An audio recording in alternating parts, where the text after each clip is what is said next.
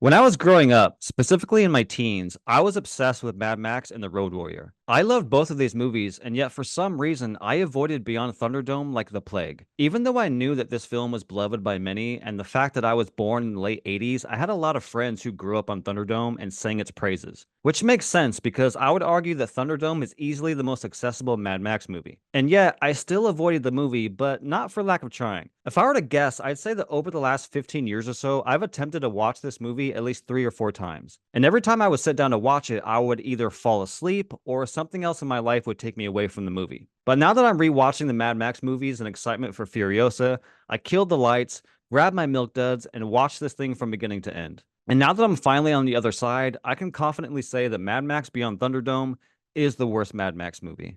Now, before you hit your caps lock and begin to post hate comments, let me just say that when I say it's the worst one, I'm not saying it's a terrible movie or that it sucks, because neither of those things are true. In fact, I think this is a pretty fun adventure movie. I'm just saying that when compared to the other three Mad Max movies, this one is just the weakest. Still a good movie, just not as good as the others, in my opinion. With that being said, what are the things I did like about the movie? Well, let's start off with the most important thing of the movie. Mad Max's hair. The long hair is objectively the coolest look Mad Max has ever had, and the fact that there are gray streaks in it is just the chef's kiss. All hail Braveheart's Mad Max hair. Next up is this car. This is without question the coolest car in the franchise. I don't know who designed this thing and who convinced Miller to include it in this movie, but he or she deserves the biggest fucking high five in the history of high fives. Then there's Master Blaster, and these guys are awesome. These guys might just be some of my favorite characters in this franchise, which is saying a lot given how many memorable characters there are in this series. Then there's the guy serenading everyone with the saxophone ballad.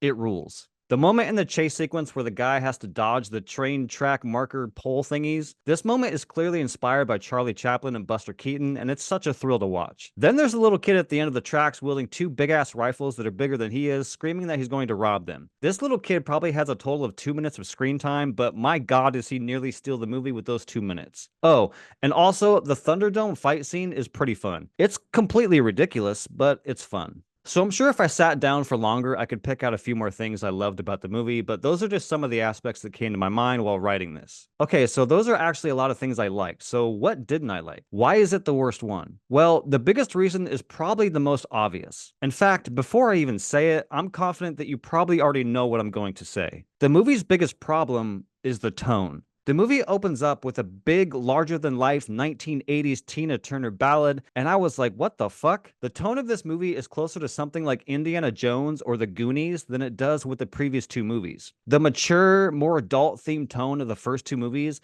is replaced by a charming, whimsical PG-13 adventure film. In my review for The Road Warrior, I use some Batman analogy, so if you'll indulge me again, I will continue with another Batman analogy. I would compare the tones of these movies like this. Imagine if Christopher Nolan made The Dark Knight Rises, and then for the third one, he made something like Batman Forever. That's kind of what this feels like to me. I'm sure for a lot of you, that's why you like it, and I would never want to take that away from you.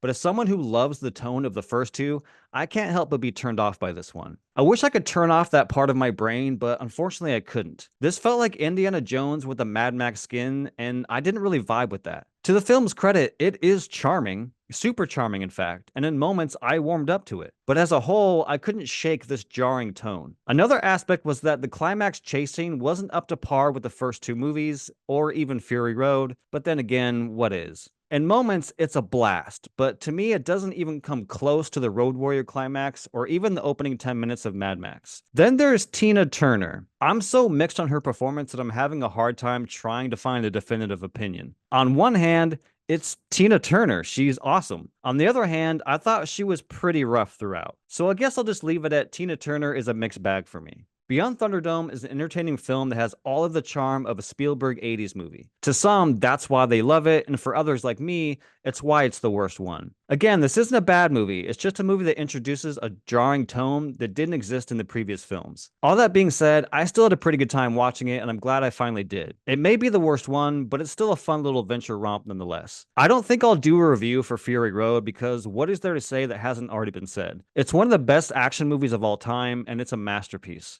I'm so happy that I sat down to rewatch these films, and I can't wait until Furiosa. So stay tuned next week for when I drop my review for my most anticipated film of the year.